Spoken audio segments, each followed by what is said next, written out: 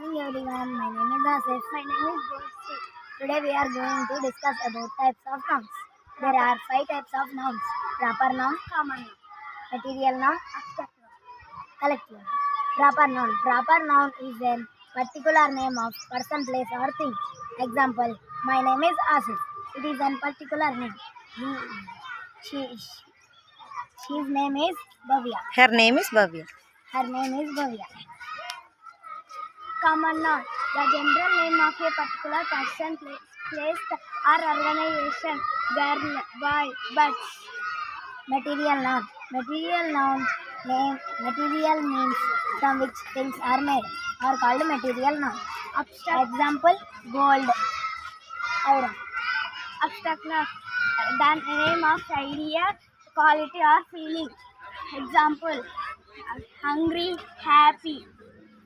Collective noun. Collective noun is a name of a group of person, place or thing. Example: a class of students, a forest of trees. Thanks.